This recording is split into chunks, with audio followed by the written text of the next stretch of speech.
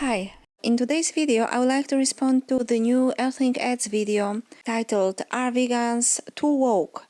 Before I comment, let me cite his words to introduce the main idea of his video.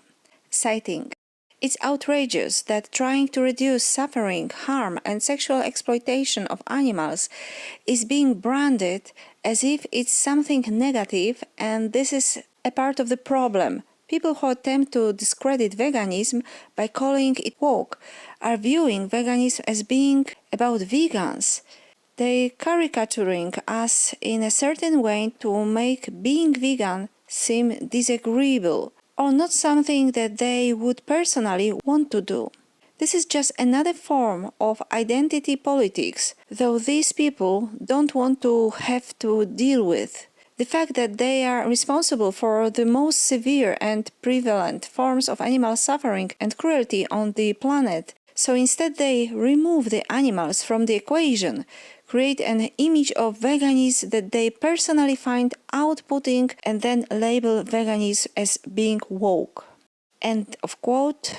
My comment: Earthling Ed cares how vegans are labeled by opponents, when the obvious fact is that opponents will always look for a way to present us in a negative light, to ridicule us, to undermine, to alienate potential interested people from even trying to listen to our arguments, because of fear that they might also be perceived by those around them in such a stupid way.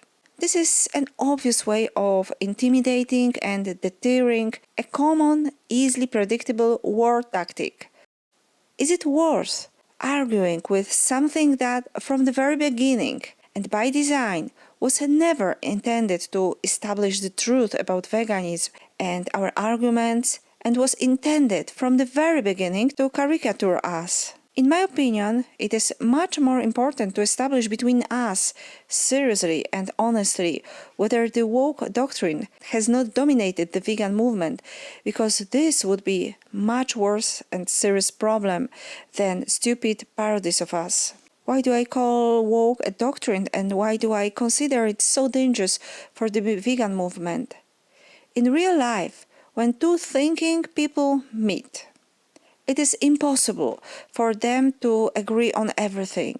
We may try all available combinations of pairs of thinking people on Earth, and each time we will get the result that the thinkers agree of something and always will disagree on another issue. This is due to the very nature of the language and its low precision.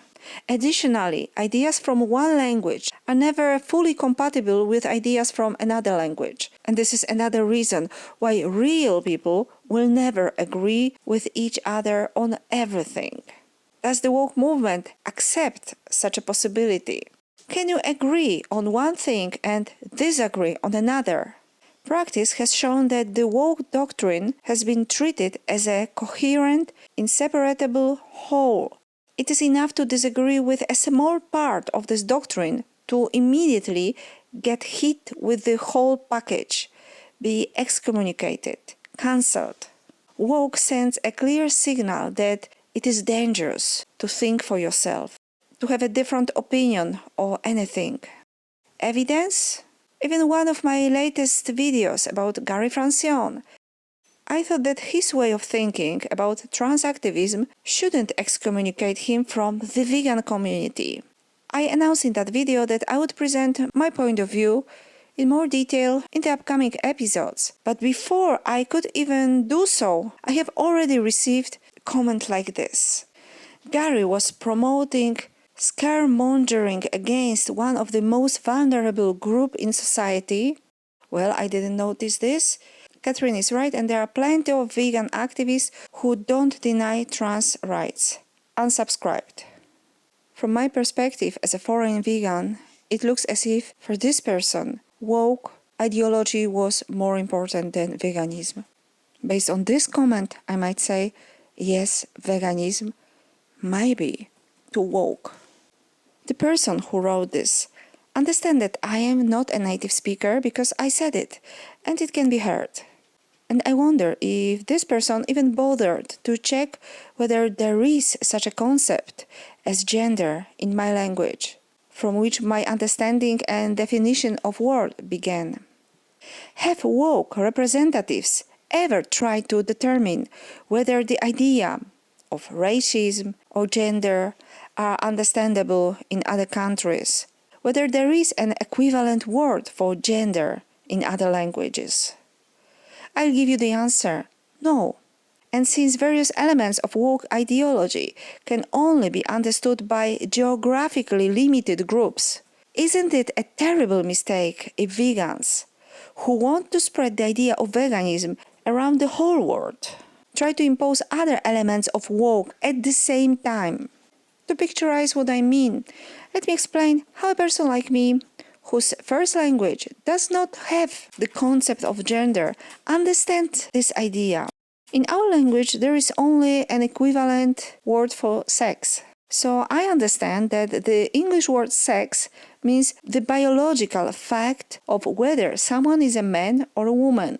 And gender is a set of cultural stereotypes and ideas artificially built around the fact that women are naturally weaker. So there are also roles imposed on members of both sexes, something that both women and sometimes men have struggled with for hundreds of years. In my opinion, woke is trying to reinforce these stereotypes by adding pornographic ideas about those roles into the equation, and then pretends to be a savior and shows a way out of this new self-created oppression. This is how I understand woke as a foreigner. But just for trying to start a discussion, I'm already cancelled and unsubscribed by vegan. I can only imagine that if my video about Gary Francione had a lot more views, vegans would unsubscribe to my channel massively. And that's why I hate woke. For the lack of discussion, for punishing individuals for individual thinking and understanding of the world, for having a dissenting opinion on even one issue. And that's why I think that a much more serious question that Earthling Ed should have asked, instead of whether we are perceived as woke or not, is whether vegans really don't use the woke strategies. Please comment below what you think. Thank you for your attention. See you next time. Bye.